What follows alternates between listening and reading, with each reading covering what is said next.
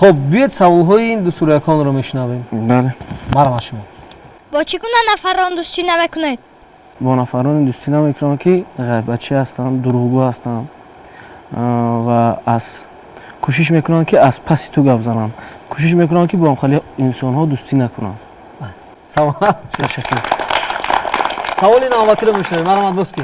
شما هنر اکتیاری دارید؟ بله دختر جان عزیز، خیال میکنم که از آوازخوانی زیادتر هنری اکتیاری دارم. شما هنر اکتیاری دارید؟ بله. بیاید میسنجیم. تصور کنید که شما آموزگار هستید.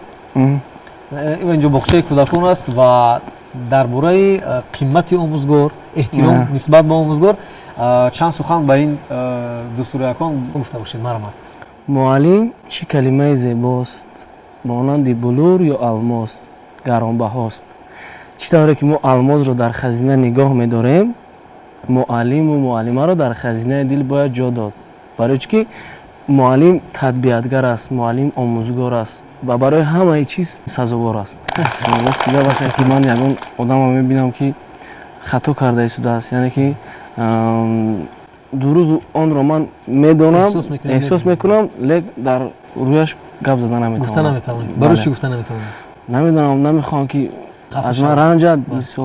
پدر و مادرتان نیست سراینده است؟ نه دختر جان عزیز، پدری من دانشکده فرهنگ و صنعت ختم کرده است با حیث رژیسور، لیک در دیگر سوها کار میکنه. بله در دیگر سوها کار میکنه. مادر چیکار است؟ مادر خانشین هستن. بله. شما سراینده. سراینده. اگه برادر دیگر دارید؟ چخیلی که با همه معلوم است، امکم شادروان بهرام غفوری است که در عائله ما صنعتکار بودم. شما واقعا هم با شادروان بهرام غفوری رشته خویش تباری دارید واقعا؟ بله. خب سوال‌های نوبتی رو میشنویم. مرحمت. باز کی سوال دارد؟ اولین سرودتان را در چند سالگیتان خواندید؟ سال 2015 بود، روز 1 ایون، روز کودکان، در یک کنسرت سراییدم. سلام علیکم. باز کی سوال دارد؟ در مکتب با بهای چند خواندید؟ من حقیقتش را میگویم که من از صنعت خود بسیار استفاده می‌بردم. در چهاربینی‌ها که بسیار برآمد می‌کردم، دستگیری می‌کردم. اگر با بهای 3 می‌خواندم مرا 5 می‌گذاشت. 5 می‌گذاشت. شما برای ما 4 میسه سرود می‌خواند؟ باز زنده؟ باز زنده. یک قرصک بزنید. سلام علیکم حتما. هوای شهر و باران، حالی من پریشان، میرم به شهر عشقت، خزان و زار و حیران، دل نداره دارم با نگاهی خسته، با صدایی بسته، محبتی تو جانان به دل خانه نشسته، همه را شکسته. غیر از سراییدن باز یگان هنر داره؟ تشکر زیاد در جون عزیز. البته اسباب گیتار می نوازم، پیانینو می نوازم، کم کم اسباب ضربی هم می نوازم. پیانینو نواخته میتونید؟ البته. اسباب ضربی کدام اسباب میتونید نواخته؟ خیلی تولک دایره. تولک دایره. معلومات دایره رو با استودیو میریم. یک قرصک بزنید. دای برنامه رو سیگار درو گوشه نوشته. دایره پیدا کردیم. متاسفانه کماکک دایره تر است.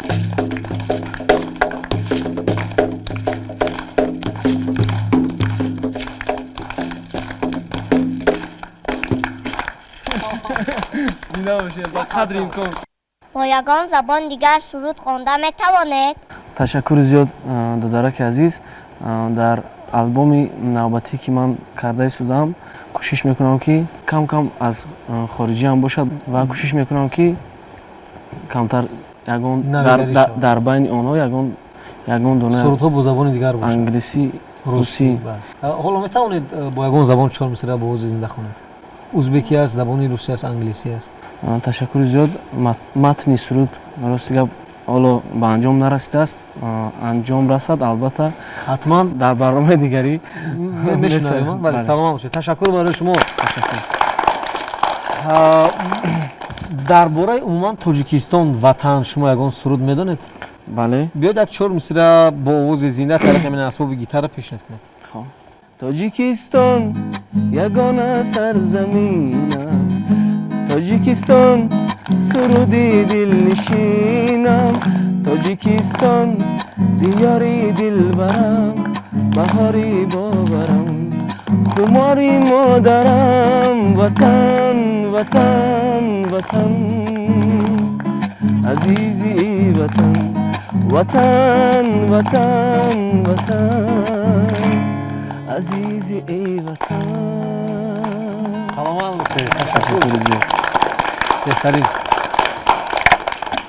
برای یک سرود و کلیپ چقدر مبلغ صرف میکنید؟ تشکر زیاد خواهر جان، بسیار یک جای اساسیش را قید کردی. بله.